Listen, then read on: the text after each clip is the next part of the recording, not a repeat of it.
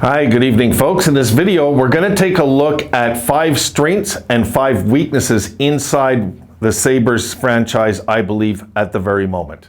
Coming up. All right, let's take a look at this. The shout out goes to Nordman. Now, Nordman wanted me to do a video on 5 weaknesses and strengths on the Sabres team. But Norman, we have so many few guys signed and unsigned right now. What I'm going to do is go just inside the organization. And what we can do is come back to that exact request when we have our team settled and maybe even early into the season. Just remind me and we'll do another video then. But I figured this is a little more appropriate because it makes a little more sense. I mean, we've got something like 11 guys signed or something. We don't even know what our team looks like yet, so I can't really, you know what I mean? So hit me again for the same request, but for now, all right, 5 weaknesses of what's going on inside the franchise and so on. All right, so let's take a look. We'll start with the weaknesses, okay? Number 5, I put the tanking backfired into a losing culture for way too long. And I believe that. I believe like it's enough already. This excuse is like really like, it's paper thin, folks. You know, like sooner or later, you know, you just as a franchise have to pull up your pants and say, all right, let's get on with this. It's enough using that reason already. I put the tanking, the losing culture excuse is just that now with me. Yes, it did put us into a losing culture. It did. But we are in the year we're going to be in the year 2022. We can't use what we did in 2014 as an excuse 8 full years later, and we just can't. It's enough. So that's a weakness, the way I see it. Number 4, I put making Jack as captain way too soon before he was a proven leader. And I think a lot of us might agree with that one because the thing is with Jack, it really put a lot on the shoulder of a kid. Coming into a team that is saying, here, we know you're going to be our savior, and here's the keys to the city, and oh yeah, we're going to make you captain as well, and going to give you $10 million a year, and oh God, I mean, we wrecked the kid way too soon. We did, you know, that way. So I think making Jack as captain was a mistake. In retrospect, at the time when it happened, I'd be a hypocrite and a liar if I said I wasn't kind of for it at the time.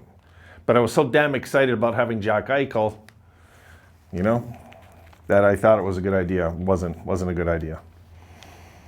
Number 3, I believe, okay, this is a personal belief, I believe bad contracts killed Jack Eichel's time with us. I'm a big believer in this. I hate bad contracts, folks. I can't tell you how bad I hate bad contracts. Nothing frustrates me more than a stupid, boneheaded contract. Like, I think Pegula is a complete stupid moron that he told Bots to go and get this guy signed, get him signed. I don't care, pay him $9 million a year for Skinner and max him out. And man, I was mad when that contract happened. I can't tell you how mad I was. Made a lot of Sabre fans real upset at me in forums, but I was pissed off when we made that contract. Now all those hypocrites will say, yeah, I never wanted that either. Yeah, right. I remember, I even remember some of the names, so don't ever come to my channel and pretend that you know what I mean? I'll know. The ones I argued with, believe me, that was the dumbest thing we could have done in the middle of any kind of small success we had, which the 10-game winning streak with Housley and Jack and Skinner together, chemistry. The dumbest thing, the most boneheaded thing we could have done was throw big money at the guy. Dumbest thing. Still pisses me off. Number 2, I think the last 2 are going to make sense. I put Terry Pegula putting his nose in everything. Like, Pegula's a fan. He loves the team. He probably loves the community. He loves a lot of things about Buffalo, Western New York. I get that. But Pegula, keep your nose out of things, you know? I'm just saying, if I was the owner of this team, I have no right, if you're the general manager, for me to go and be looking over your shoulder, seeing what you're writing down. And no. Like, you know what you're doing. If I didn't have confidence in my decision to hire you, then what am I doing? Putting my nose in everything after. You know, no, it's got to stop. It's very unhealthy. It is. And our number 1 weakness Drum roll, please. I got Kim Pagula as president. I don't know. I think some of you might agree with it. I believe it not only hurts us, it hurts our image. It makes us the brunt of jokes. It makes us look stupid. It makes us look like we're uneducated. It makes us look so bad in so many ways. And yes, she could be the team president and somebody else could be the president of hockey operations. That does happen with franchises, for the record. She could stay team president.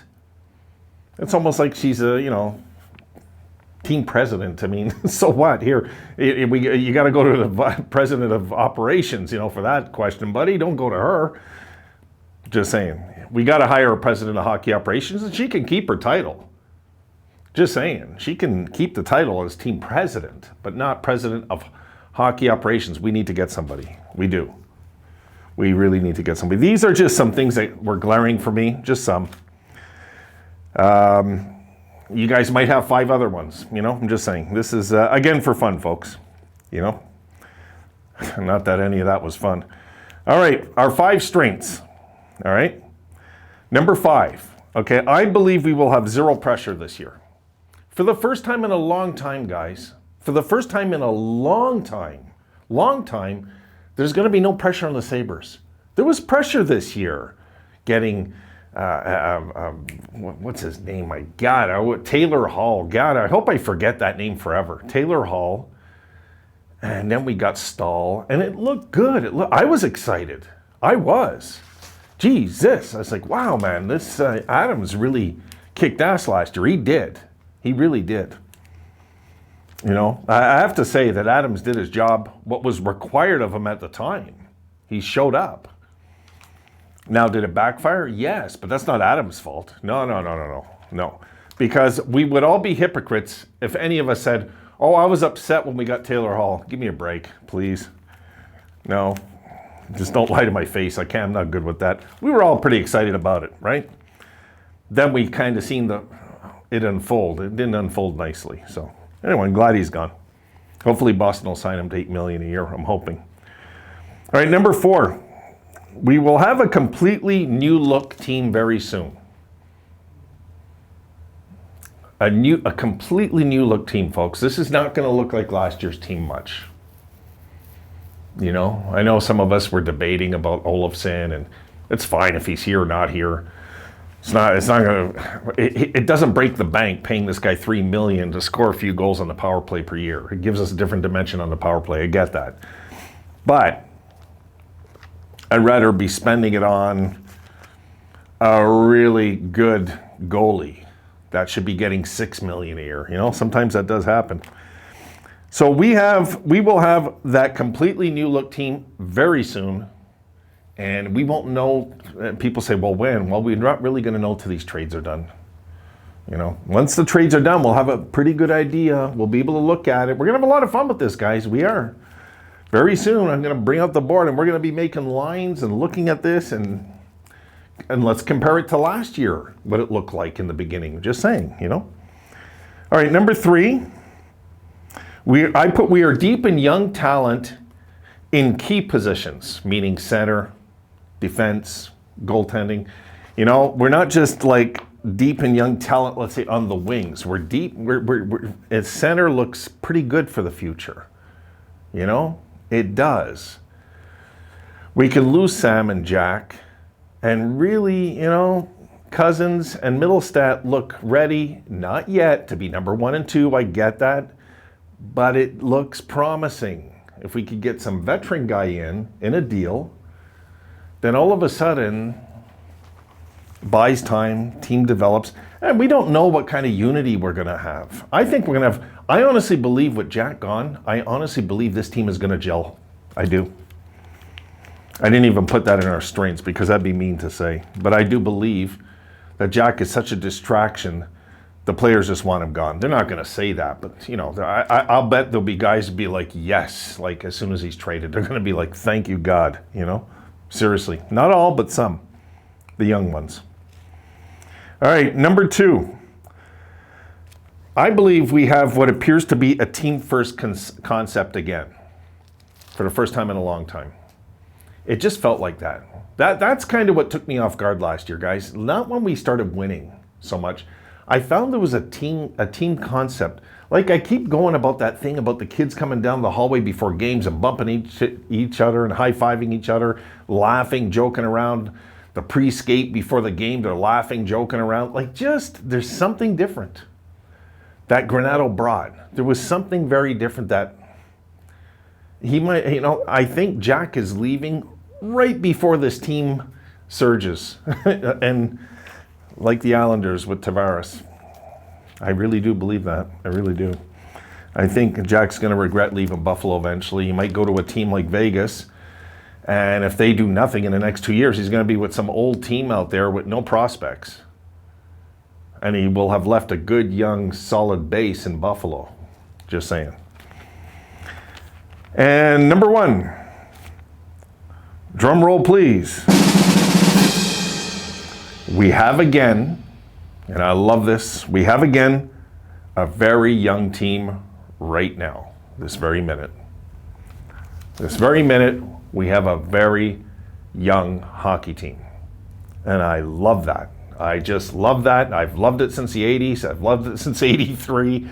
I've loved it. I love when the Sabres have a young team because we're allowed to make mistakes right now. The Sabres are allowed to screw up, they're allowed to make mistakes, and they're allowed to grow up. And they're allowed to not have to feel any pressure. This is where I really think Granato is going to take a lot of brunt end of things. He's going to say, no, we're developing. Just give simple answers to the press. The press are going to be throwing at you, well, why did this happen in the third period and this happened in the second? We're young. We're going to make mistakes. We're learning. Kids are learning. What else can you say, right? If you're a reporter, you can't say nothing. And that's it. That's it for this this video. That Nordman, I know it's not exactly what you requested, buddy, but we will make another one when we have our team. Let's wait till we have our team, okay? That way, I don't want to start breaking down like special teams and everything when we got like 10, 11 guys signed. We don't know what we're getting back. We got to wait. We got to wait till we see what our roster is. And folks, for the record, before anything else, check this on screen. I want to thank you guys for this. You check on the right where it says hours. There it is. That'll be broken tonight. Thanks to you guys. So I'm halfway there. And people say, well, what does that mean? What it means is once I got 1,000 subscribers, I'm not going to do like other channels and beg. I'm just not. No. You'll see my little 5-second scam I do in a second. Like, no, I won't do it, I just won't. Either you want to subscribe to this channel or you don't. I'm not going to be one every single video asking for subscribers. If anything I hate is watching a video and they got to throw in the begging thing. No, I'm not doing it. So that's it. I'll take my time with that. That's all. So the hours, once I got the 4,000 hours and the 1,000 subscribers, I can then live stream with you guys and we can talk live eventually, Till then, well, we'll just have to wait and you'll have to suffer with me just like this. Okay. All right, guys, that's it for this video. I got one more I want to make. I'll see you in the next one.